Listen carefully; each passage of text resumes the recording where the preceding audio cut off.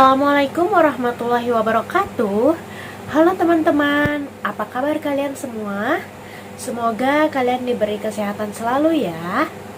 Kembali lagi di video pembelajaran kali ini dengan saya Indrawani, mahasiswi dari Universitas Muhammadiyah Tangerang.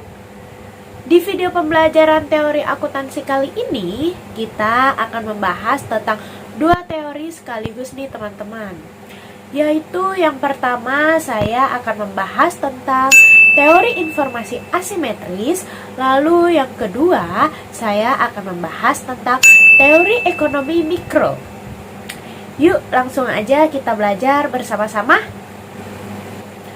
Kondisi tentang teori informasi asimetris pertama kali dicetuskan oleh Arrow pada tahun 1963 dalam satu artikel dengan berjudul Uncertainty and the Welfare Economic of Medical Care di jurnal American Economic Review. Sedangkan istilah informasi asimetris digunakan oleh Akerlof pada tahun 1970 dalam karyanya yang berjudul The Market of Lemons, Quality, Uncertainty, and the Market Mechanics. Ia menyebutkan bahwa dalam pasar barang kacangan yang seperti itu, nilai rata-rata dari suatu komoditas cenderung turun, bahkan untuk barang dengan berkualitas bagus sekalipun. Sejumlah penelitian menunjukkan bahwa pengungkapan atas laporan keuangan dapat mengurangi informasi asimetris. Informasi akuntansi yang berkualitas berguna bagi investor untuk menurunkan ketidakseimbangan informasi atau asymmetris information. Ketika terjadi perbedaan informasi yang dimiliki antara investor dengan agen perusahaan, yaitu ketika investor memiliki informasi yang kurang lengkap, sedangkan agen perusahaan memiliki informasi yang lengkap, maka perbedaan tersebut dikenal sebagai informasi asimetris. Nah, informasi asimetris dapat menyebabkan adanya kerugian bagi pihak investor, sehingga regulator selalu meminta agar perusahaan yang telah terdaftar di pasar bursa untuk melakukan transparansi dan mengumpulkan seluruh informasi yang dimilikinya agar tidak ada pihak yang dirugikan nih. Setelah itu, informasi asimetris juga terjadi karena adanya perbedaan kepentingan antara manajemen dengan pemilik modal. Suwarjono pada tahun 2014 mengatakan bahwa informasi asimetris adalah di mana manajemen sebagai pihak yang lebih menguasai informasi dibandingkan investor atau kreditor. Karena manajemen dan investor atau kreditur merupakan pihak-pihak yang berhubungan, kedua pihak tersebut dipandang sebagai hubungan keagenan. Nah, dikhawatirkan akan terjadi asimetris informasi antara kedua pihak tersebut dengan manajemen sebagai pihak yang lebih menguasai informasi. Lalu, kondisi informasi asimetris sangat mempengaruhi cost of equity.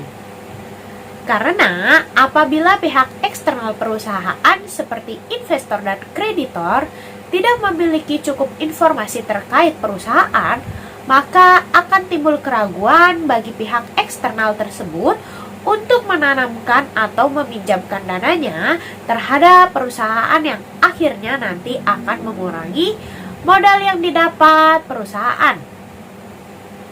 Hingga akhirnya delay cost of equity semakin tinggi karena perusahaan harus mengeluarkan lebih banyak biaya agar usahanya untuk menambah modal perusahaan tidak sia-sia nih teman-teman. Lalu sebaliknya nih, apabila pihak perusahaan mengetahui secara lengkap tentang kondisi perusahaan, maka hal tersebut akan semakin memantapkan para pihak eksternal dalam mempertimbangkan untuk menanamkan atau meminjamkan dananya terhadap perusahaan. Sehingga nilai cost of equity juga semakin kecil. Selain variable dependent cost of equity, teori informasi asimetris juga tercermin melalui variable independent asymmetris information.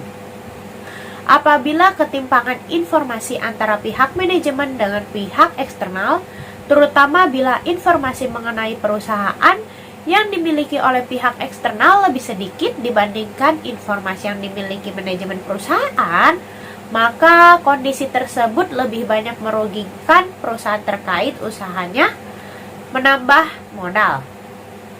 Nah, hal ini disebabkan apabila perusahaan tidak melakukan transparansi terhadap laporannya, maka pihak eksternal tidak dapat mengetahui prospek perusahaan di masa yang mendatang, hingga pada akhirnya meragukan mereka untuk melakukan pengambilan keputusan terhadap investasinya.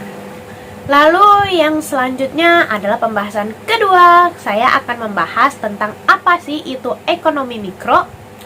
Nah, ekonomi mikro adalah cabang dari ilmu ekonomi yang mempelajari perilaku konsumen dan perusahaan, serta penentuan harga pasar dan kuantitas faktor input, barang, dan jasa yang diperjualbelikan.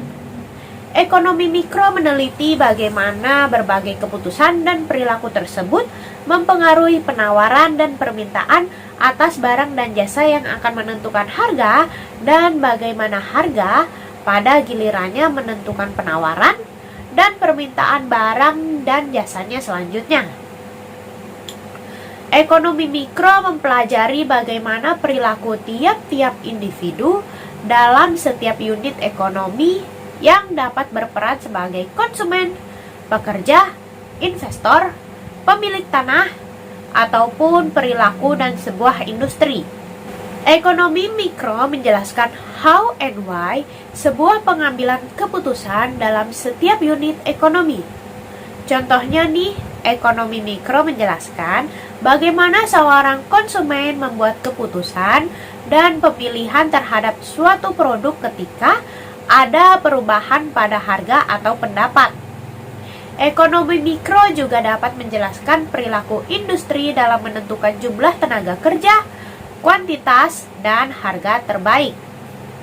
Ilmu ekonomi mikro pada dasarnya mempelajari perilaku ekonomi dari satuan pengambilan keputusan individu seperti konsumen, pemilik sumber daya, dan perusahaan-perusahaan dalam perekonomian bebas usaha.